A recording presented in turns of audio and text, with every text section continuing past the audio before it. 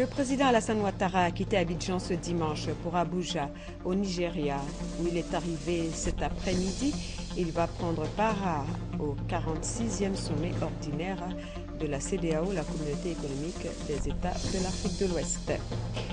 Le Premier ministre Daniel Kablan-Duncan était hier sur l'esplanade du palais présidentiel pour évaluer la finition des travaux de rénovation de cet espace. Il s'est dit satisfait.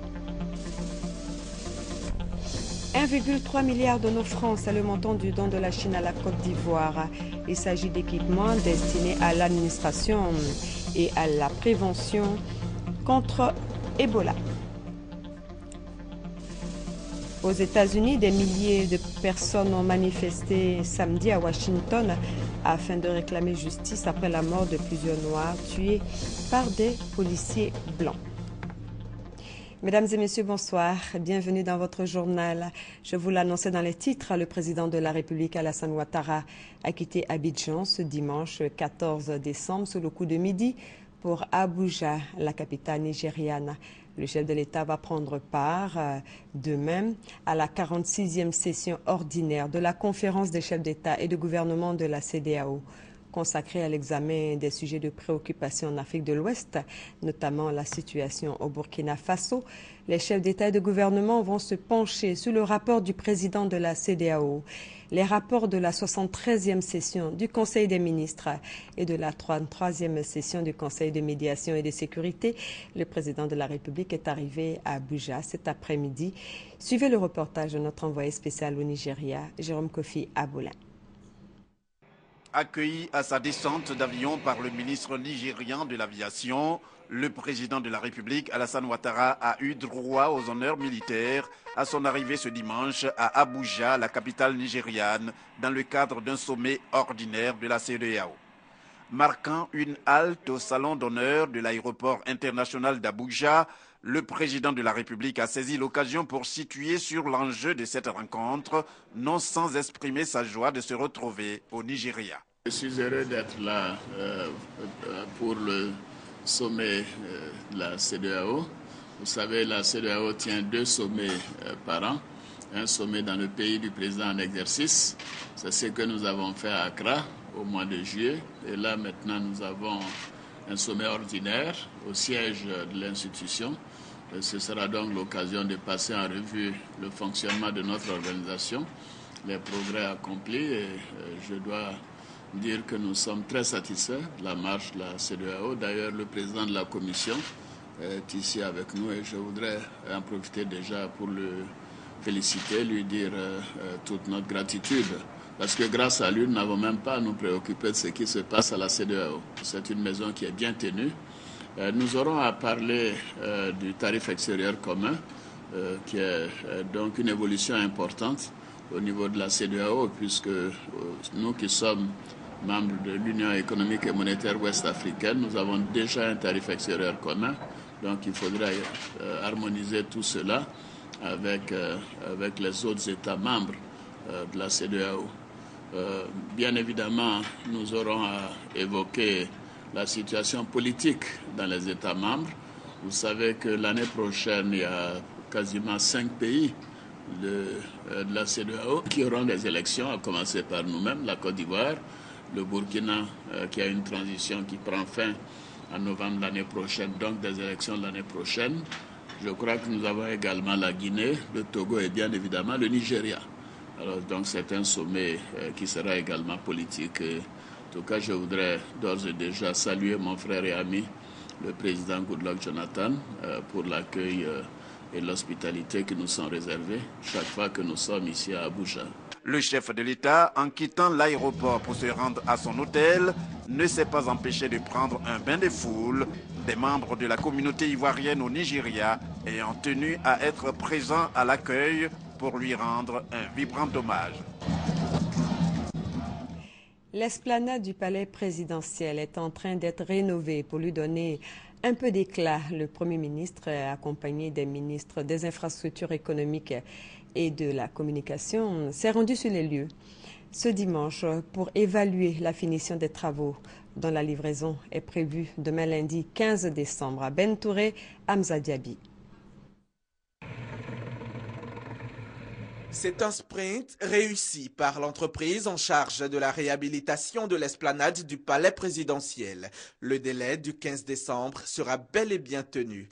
Le Premier ministre Daniel Kablan-Duncan, accompagné des ministres de la Communication et des Infrastructures économiques, en ont eu le cœur net en foulant l'esplanade revêtue et rénovée du palais. À chaque étape de sa visite, le Premier ministre s'arrête, prend le pouls, discute et pose des questions. Tous les coins et recoins de l'esplanade sont donc visités. Des ouvriers apportant les dernières touches d'éclat ont dû travailler nuit et jour pour redonner fière allure à cette esplanade qui aura souffert des marches depuis 1960. Il faut indiquer qu'à un moment donné, un certain nombre de personnes ne croyaient pas que le délai pourrait être tenu. Je pense en fait que le président de la République a fait confiance donc à l'équipe en charge de ça. Et donc la date qui a été retenue, c'était le 15 décembre. Et vous permettez donc, je félicite donc le ministre Achille Patrick qui a pu tenir les délais avec toute son équipe technique. Et félicite aussi les entreprises. Je crois que c'est la robe de la barrière qui se termine actuellement avec ce travail des deux esplanades. Ces travaux terminés suivront bientôt ceux de la cour arrière du palais présidentiel.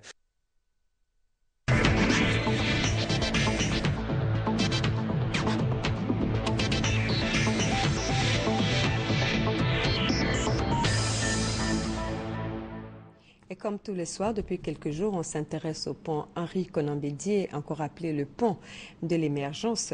Un pont permet de rallier deux espaces difficilement joignables, mais pas seulement. Ce moyen de communication, à l'instar d'une route, est un outil au service du développement. Le pont est une infrastructure, un enjeu. Quel est-il ? Que représente ce troisième pont pour Abidjan et plus largement pour la Côte d'Ivoire? Des éléments de réponse dans cet élément signé Christelle Ménan et Sylvie Touré.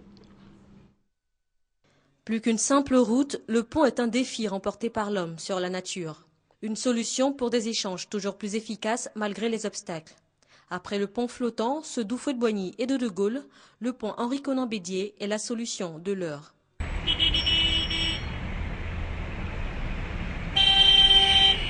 Abidjan, la capitale économique, suffoque. Les principales artères ne suffisent plus à contenir le flot croissant de véhicules. Près de 400 000 au total, c'est 80% du parc automobile national. Ça bouchonne partout et plus seulement aux heures de pointe. On espère qu'avec le nouveau pont, l'embouteillage va finir. Nous, les chauffeurs de taxi, nous sommes fatigués de ça. Ce troisième pont, c'est moins d'embouteillages espérés par les Abidjanais. Vous imaginez qu'on va démarrer le service à 5 heures. Et ce monsieur-là va s'amener aux alentours de 9 heures. Une fois, deux fois, ça va. La troisième fois, on sera obligé de libérer, de trouver quelqu'un qui travaille dans la zone. Solution pour un trafic plus fluide, le pont HKB, c'est pour Abidjan 6,7 km de voies routières en plus. De nouvelles voies capables d'absorber jusqu'à 100 000 véhicules par jour. C'est aussi un raccourci de choix qui permet de rallier plus à l'est les rives nord et sud de la capitale. Un gain de temps annuel évalué à 18 millions d'heures. C'est vraiment un gain. C'est un gain en termes de temps, en termes d'argent. Et l'opérateur économique, c'est d'abord ce qu'il gagne. C'est vraiment le côté financier qu'il regarde. Et je pense que ce pont va, à n'en point douter, apporter, j'allais dire, un certain soulagement. Trafic plus fluide, gain de temps et d'énergie, c'est bon pour les échanges et le commerce, mais pas seulement. Ce troisième trait d'union entre le nord et le sud abidjanais est enfin une solution écologique. 90 000 tonnes de gaz carbonique évitées annuellement grâce au raccourci qu'il représente. Nous sommes heureux parce que c'est une réalité et je pense qu'on en profitera tous. Le pont Henri-Konan Bédié, au-delà de l'infrastructure, est un outil stratégique de développement, un besoin impérieux enfin assouvi. Je rappelle, comme s'il en était encore besoin, que le pont Henri-Konan Bédié sera inauguré le mardi 16 décembre à 16h. La politique de transport engagée par le président Alassane Ouattara depuis son accession au pouvoir ne laisse pas indifférente l'Alliance nationale des transporteurs et conducteurs routiers de Côte d'Ivoire. Avant l'inauguration du pont Henri-Konan Bédié, le mardi 16 décembre, transporteurs et conducteurs ont rendu hommage au président de la République hier samedi à Treichville parce que convaincus que ces infrastructures routières et la réforme du secteur des transports vont leur permettre de rentabiliser leurs activités. Léon Brou. Arrêt de travail samedi après-midi par les transporteurs et conducteurs routiers à la demande de leur alliance, le temps d'un hommage au président Alassane Ouattara pour ses actions en vue de l'épanouissement du secteur et des acteurs du transport. Annulation en 2011 de la vignette, lutte contre le racket, amélioration de la sécurité et de la fluidité routière, le tout couronné par des infrastructures routières avec en ligne de mire le pont Henri Konan Bédié. Le pont, c'est déjà même le pont de Sainte-Ville. Il y a 40 ans, on parle de ça. Mais je suis allé, j'ai marché là-dessus jusqu'à la fin. J'ai vu. Le moins qui nous est fait, c'est plus que d'argent. Les transporteurs sont unanimes. Ils sont les premiers bénéficiaires de ces chefs-d'œuvre du chef de l'État. Les véhicules que nous avons aujourd'hui font les exploitations sans aucun problème. Et au niveau de la sécurité routière, nous avons aujourd'hui ce qu'on appelle une sécurité totale. Au niveau aujourd'hui de ce qu'on appelle la rotation des véhicules, nous allons et nous venons sans encombre. Nos passagers sont transportés aujourd'hui presque dans la sécurité totale. Mais question, la baisse des tarifs du transport est-elle envisageable? L'idée n'est pas à écarter, toujours selon les transporteurs. Ils promettent toutefois la fin de la réforme de leur secteur et son corollaire de renouvellement du parc automobile. Dans l'immédiat, ils appellent à la mobilisation autour du chef de l'État pour l'inauguration ce mardi du pont Henri Konan Bédié avant le rassemblement de Yamoussoukro pour réaffirmer au président Alassane Ouattara et à son aîné Henri Konan Bédié leur soutien. Autre point de l'actualité, l'excellence de la coopération sino-ivoirienne continue de se manifester en faveur de la Côte d'Ivoire. Vendredi dernier, un important don d'équipements divers a été réceptionné par le ministre d'État, ministre des Affaires étrangères, Charles Dibi Kofi. Valeur de ce don chinois, 1,3 milliard de nos francs. Il est destiné à 2 domaines spécifiques, l'administration et la santé. Les détails avec Léon Brou. L'ambassadeur de Chine remettant au ministre d'État, ministre des Affaires étrangères, Charles Dibi Kofi, du matériel informatique. C'est un échantillon du don de son pays, la Chine, à la Côte d'Ivoire, don composé de 40 véhicules, 10 ambulances, 220 ordinateurs complets et 20 télécopieurs pour 16 millions de yuan, l'équivalent de 1 milliard 300 millions de francs CFA. Ce lot est destiné aux plusieurs départements ministériels du gouvernement ivoirien. Je suis convaincu que le dit don de matériel pourra jouer un rôle positif dans l'amélioration des conditions de travail au sein des dix départements et qu'il renforcera la capacité de la gouvernance du gouvernement ivoirien et qu'il approfondira la coopération entre nos deux pays.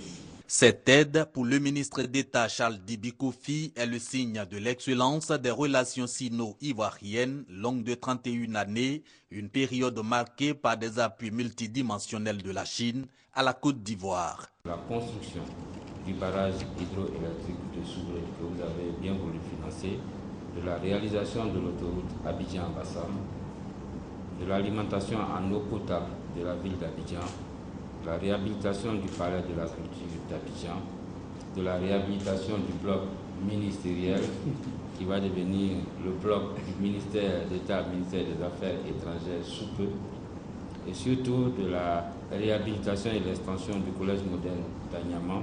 À cette liste s'ajoute la réhabilitation du centre de lutte contre le paludisme et celui de démonstration de l'énergie solaire, les projets du stade de 60 000 places à Abidjan et d'électricité pour un montant de 800 millions de dollars, soit 400 milliards de francs CFA.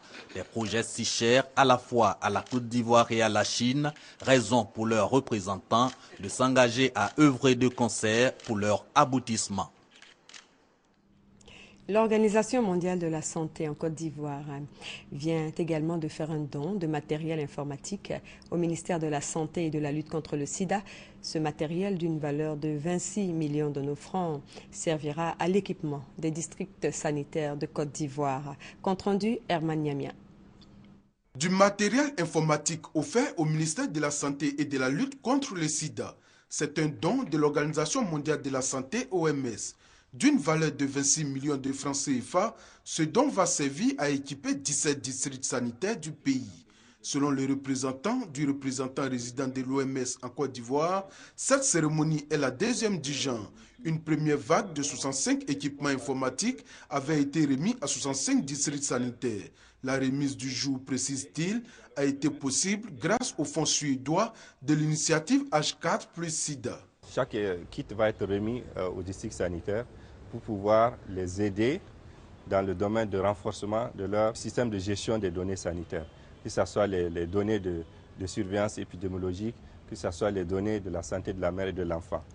Réceptionnant le don, Dr Eugénie Gagne, représentant le ministre de la Santé et de la lutte contre le sida, souligne que ce don arrive à point nommé. Il va permettre aux districts sanitaires de gérer au mieux les données sanitaires. Je peux vous assurer, monsieur le représentant, qu'en plus des 65 kits du premier lot réceptionnés, que nous ferons bon usage de ce matériel qui contribuera, nous en sommes convaincus, à l'amélioration de la performance de notre système national d'information et par ricochet, l'état de santé de nos populations.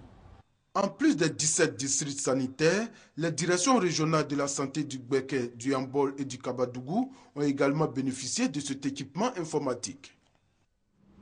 On parle maintenant de réconciliation dans le Moronou. Le ministre d'État, ministre de l'Intérieur et de la Sécurité, Ahmed Bakayoko, était hier à Ara, dans la région du Moronou, une visite d'amitié et de paix pour réconcilier les filles et les fils de la Gouyanou dans le but de ramener la paix entre le peuple Aouya et la communauté alojouenne. Compte rendu, Oumou et Tia. Le ministre d'État Ahmed Bakayoko, accueilli par une liesse populaire dans le département d'Ara. Aujourd'hui, l'arrivée du ministre, c'est pour couronner cette paix-là, cette réconciliation-là. Il y a 2 ans, il y a eu des événements ici qui avaient contribué à créer la désunion entre les fils qui partagent depuis une période séculaire la vie commune. Et heureusement, ces enfants se sont réconciliés eux-mêmes et ont demandé à ce que le ministre vienne pour célébrer cette union. Dans son véhicule, le ministre d'État a du mal à se frayer un chemin, tellement les populations ont longé les artères de la ville jusqu'à la résidence du chef de tribu. Nana Tewa II souhaite la bienvenue à son hôte. Vaste mobilisation obligeant le cortège à rouler à petite allure jusqu'à la place Henri Konan Bédié, lieu du meeting. C'est dans cette ferveur que le ministre d'État prend la parole. Il rend hommage aux cadres et fils de la région, notamment le roi Nana Tewa II, le commissaire du gouvernement Ange Kessi, ainsi que le ministre Awa Ndoli, des acteurs impliqués dans la recherche de la paix et du développement du Moronou. La paix n'a pas de prix et on ne peut rien faire sans la paix. Je vous demande de préserver cette paix. Promettez-moi qu'il n'y aura plus jamais de violence intercommunautaire. Il n'y aura plus jamais de palabres ici à Ara. Les doléances émises ont été bien perçues par le ministre. Occasion pour lui de faire des dons. Environ 6 millions aux populations et 10 millions de la Fondation Mahama à la jeunesse et aux femmes. Une mobilisation qui s'inscrit dans la lignée d'une tradition. Ahmed Bakayoko devient Nana Kofi Kuli II. En politique, le Rassemblement des Républicains RDR a célébré hier à Bouaké les 20 ans de son existence. C'était en présence de la grande chancelière Henriette Dagri-Diabaté ainsi que de plusieurs membres du gouvernement et cadres du parti. Placée sous le signe du souvenir et de l'espérance, cette célébration a été l'occasion pour le parti de démontrer sa force de mobilisation. Brahima Doumbia. 27 septembre 1994, 27 septembre 2014, cela fait 20 ans que le Rassemblement des Républicains RDR a été créé. Pour célébrer ce 20e anniversaire, c'est la ville de Bouaké qui a été choisie dans la région de Gbeke. Les militants du RDR venus de partout en Côte d'Ivoire ont pris d'assaut l'ancien stade de Bouaké pour marquer l'événement. Un devoir de mémoire teinté de joie et de peine. Un moment pour dresser un bilan, apprécier le chemin parcouru pour la conquête du pouvoir d'État et saisir cette occasion pour remobiliser les militants. En ligne de mire, l'élection présidentielle de 2015. Les militants de la haute direction ou de base, tous ont fait le déplacement de Bouaké pour ne pas se faire compter l'événement, relevant ainsi le défi de la mobilisation. sous la conduite du professeur Henriette Dagri Diabaté et du ministre Amadou Maoro, secrétaire général du RDR par intérim, respectivement marraine et président de la cérémonie. Si nos pères ont donné l'indépendance à notre pays en 1960 avec Houphouët-Boigny, vous, militants du RDR, vous avez apporté la liberté, la démocratie à nos concitoyens sous la conduite de notre président. Je veux parler du docteur Alassane Dramane Ouattara. À ce stade de mes propos, je voudrais rendre un hommage à nos martyrs. Il me plaît particulièrement, avec votre permission, de rendre un hommage appuyé et déférent à tous ces combattants de la liberté qui ont donné leur vie afin que notre rêve soit une réalité. L'un des temps forts de la célébration du 20e anniversaire de la création du RDR, le gigantesque défilé des secrétaires départementaux et des structures spécialisées. En somme, c'est dans le souvenir, le recueillement et la joie que le RDR a organisé ces festivités commémorant les 20 ans de son existence. Cette célébration a été l'occasion pour le RDR de démontrer sa force de mobilisation à moins d'un an de l'élection présidentielle. Voici quelques réactions recueillies par notre reporter Brahima Doumbia. Le sentiment qui m'anime aujourd'hui, c'est un sentiment de joie et de fierté. Parce que 20 ans, c'est la maturité. Et nous sommes prêts pour le combat futur. On peut dire que le parcours a été douloureux, mais on peut remercier quand même le Seigneur parce qu'à 20 ans d'existence, on a pu acquérir donc le pouvoir d'État. Nous voulons féliciter tous ceux qui ont combattu pour que le RDR arrive enfin au pouvoir, avec à leur tête le président Alassane Ouattara, qui fait vraiment la fierté du RDR, la fierté de la Côte d'Ivoire. Nous sommes fiers aujourd'hui de fêter les 20 ans du RDR. La première des choses à faire, c'est de m'incliner pour la mémoire de ceux qui sont décédés lors de l'accident qui a eu lieu à Djokwe. Et remercier le chef de l'État qui a permis à ce que tous les blessés soient expédiés à Abidjan pour des soins. 20 ans, c'est l'âge de la maturité. Et nous avons eu la chance d'avoir un parti, un leader et des leaders de ce parti qui nous ont permis d'avoir la maturité avant 20 ans. 20 ans, c'est aussi le moment donc de consolider cette maturité, cet engagement au service du peuple de la Côte d'Ivoire. Pour arriver là où nous sommes aujourd'hui, il a fallu passer par tous les moments difficiles que l'histoire a bien voulu nous imposer. Aujourd'hui, c'est un sentiment de fierté, d'intense émotion. Et je crois qu'à partir d'aujourd'hui, on doit encore regarder davantage l'avenir. Nous qui avons eu la chance de faire ce combat et de voir le président de la République, Alassane Ouattara, accéder au pouvoir d'État, nous n'avons pas d'autre chose que de dire merci au Seigneur. Les militants de l'UDPCI, des régions du Go et du Loudibois, eux, se sont donné rendez-vous récemment à Divo pour une cérémonie d'hommage à leur président, le docteur Albert Mabri-Touakeus. Une forte mobilisation donc pour témoigner leur reconnaissance au docteur Albert Mabri-Touakeus, qui a fait le choix de Alassane Ouattara pour la présidentielle de 2015. Konaté Moussa. Forte mobilisation des militants de l'Union pour la démocratie et la paix en Côte d'Ivoire à Divo. La ville abrite une cérémonie d'hommage à Albert Mabri-Touakeus, président du parti. Les militants des régions du Go et l'Odjibois sont venus témoigner leur reconnaissance à l'homme. Cela a un sens lorsqu'on sait se revenir et on sait se souvenir des bienfaits des hommes. Divo sait se souvenir de ce que Mabri a fait pour ses enfants. Tout à l'heure, nous avons rappelé tous ceux qui sont membres du parti, qui ont connu des promotions. Et je suis une fabrication politique du président Mabry. Il était important qu'on puisse arrêter, dire merci à cet homme exceptionnel, à cet homme d'humilité. Représentant son époux, Fatima Solange Mabry a salué les militants pour cet hommage. Elle a également réitéré le soutien de l'UDPCI au président Alassane Ouattara pour l'élection présidentielle de 2015. Cette cérémonie d'hommage montre que Divo est une ville de brassage, d'union et du vivre ensemble. Le président Mabry, homme de conviction et d'honneur, me charge de vous dire d'être prêt et engagé pour la victoire du président Alassane Ouattara pour l'élection de 2015. L'UDPCI, le parti Arc-en-Ciel, dispose de 83 comités de base dans les régions du Gor et l'Odjibois. Et pour l'occasion, le siège régional a été inauguré. Comment mettre fin au non-respect des règles élémentaires qui régissent le secteur du bâtiment et des travaux publics?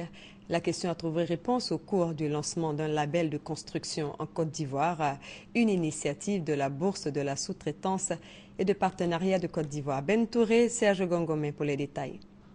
L'on se souvient encore, des immeubles s'étaient affaissés dans la ville d'Abidjan. La dernière en date, c'était à Cocody dans le mois de juin. Un immeuble de 3 étages avait laissé ses ruines. Des yeux avertis, eux, ont pointé du doigt le non-respect des standards et un personnel sous-qualifié dans les constructions d'immeubles. Pour pallier ce manquement, un label des compétences BSTP à destination des professionnels du bâtiment des travaux publics BTP est lancé. Il vise le balisement de l'environnement des BTP en Côte d'Ivoire et démarre le premier trimestre de l'année 2015. Le label devrait pouvoir permettre à la BSTP et à ses différents organes de gestion de son projet de labellisation de pouvoir attester du savoir-faire professionnel donc des apprenants du secteur bâtiment et travaux publics. Et c'est sur la base de ça qu'on pourra savoir qu'une entreprise est compétente ou n'est pas compétente. De quoi aiguiser l'appétit des opérateurs. Donc avec la formation, un ouvrier bien formé, je pense que nous pouvons être compétitifs partout dans la sous-région.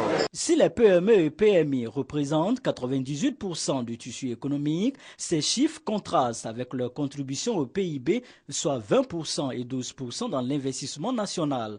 Il faut donc inverser la courbe. Solution, la sous-traitance. Il est important que nous ayons des professionnels de qualité, des entreprises performantes, capables de compétir avec n'importe quelle entreprise et qui soient des relais importants des entreprises étrangères qui viennent investir en Côte d'Ivoire. Les 18 et 19 décembre prochains va se tenir à Ouagadougou, capitale du Burkina Faso, la matrice de validation d'actions des 8 BSTP de l'espace UEMOA, Union économique monétaire ouest-africaine, lesquels fonctionnent désormais en réseau, et cela grâce à un financement de plus de 650 millions de francs CFA de la part de l'Union européenne. Des réseaux enterrés pour l'assainissement des villes et communes. C'est l'objectif que veut atteindre le Comité national de télédétection et d'information géographique. Cette structure vient de mettre sur pied un groupe de travail. On fait le point avec Grace Kando. Les réseaux enterrés sont aujourd'hui indispensables, notamment pour l'assainissement des villes et des données numériques. Ils participent ainsi au développement économique des pays et améliorent la qualité de vie des populations. Force est de constater qu'en Côte d'Ivoire, les collectivités locales, les exploitants des dits réseaux et les entreprises en charge des travaux sont souvent confrontées à des difficultés de coordination et de partage d'informations. Il n'est pas rare de constater des accidents lors des travaux à proximité de ces réseaux. Au regard de cette situation, le Comité national de télédétection et d'information géographique CNTIG décide de mettre sur pied un groupe de travail pour l'identification des réseaux enterrés de Côte d'Ivoire. Il aura pour mission de cartographier les réseaux enterrés en Côte d'Ivoire et par conséquent d'identifier leurs exploitants. Nous avons décidé de créer ce cadre de collaboration et d'échange. Le CNTG apportera son expertise en la matière, en assurera le secrétariat technique et en mettant à disposition des ressources pour vous permettre de bénéficier des dernières avancées technologiques pour le déploiement d'un géoportail dédié et qui sera accessible à tous. Le groupe de travail réunit des experts provenant des ministères et autres organisations exerçant dans le domaine des réseaux enterrés. Pour un meilleur suivi des activités, 3 sous-commissions et une coordination technique assurée par le CNTIG ont été créées. On parle de santé maintenant. Les ministres en charge de la santé des pays touchés par le virus Ebola se sont retrouvés à Genève, en Suisse. Ils ont animé une conférence de presse au cours de laquelle ils ont évoqué la reconstruction de leur système sanitaire et les raisons de la propagation de cette maladie qui a causé la mort de plus de 6000 personnes. Mamadou Kouassi. La reconstruction des structures sanitaires des pays ravagés par le virus Ebola va durer plusieurs années et va coûter des centaines de millions de dollars. Un processus auquel les pays touchés cherchent depuis des mois une solution. Au cours de la conférence de presse conjointe des ministres en charge de la santé des pays touchés par le virus Ebola, celui de la Guinée a relevé que son pays a lui seul recherche 300 millions de dollars, soit 150 milliards de francs CFA pour cette opération. Vous pouvez voir par exemple dans certains districts où on n'a pratiquement qu'un seul infirmier ou un aide-soignant qui n'a pas du tout la formation requise pour prendre en charge les cas liés à la prise en charge des épidémies. Et à cela, il faut inclure la formation et l'équipement des structures sanitaires. Un véritable défi auquel il faut, selon les conférenciers, associer la communauté internationale. Nous avons aussi des contraintes logistiques.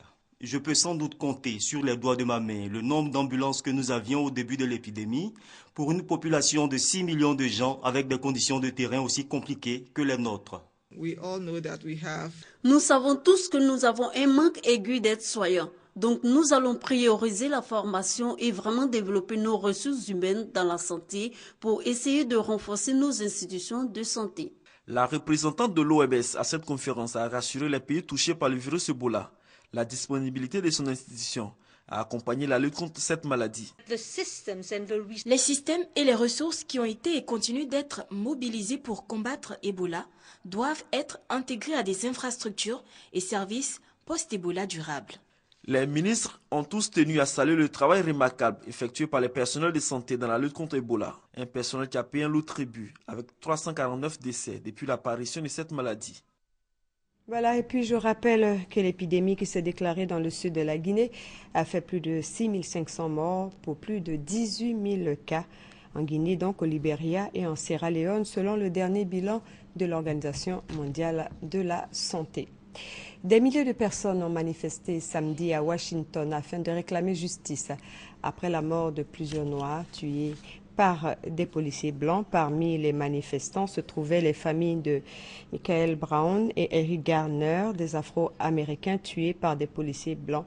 Ces derniers mois, ces morts ont réveillé le spectre du racisme aux États-Unis et de nombreuses manifestations de protestation ont déjà eu lieu ces dernières semaines à travers le pays pour demander que les choses changent. Et puis cette dernière information, le Premier ministre haïtien Laurent Lamotte a démissionné dimanche en pleine crise politique dans ce pays, le plus pauvre du continent, où les Haïtiens espèrent depuis plus de 3 ans la tenue d'élections législatives et municipales. C'est la fin de ce journal. Sachez qu'en édition spéciale, nous vous proposerons donc, après ce journal, la cérémonie d'inauguration par le président de la République de la station de traitement d'eau potable Nyangonde de Yopougon. C'était vendredi dernier. À très bientôt.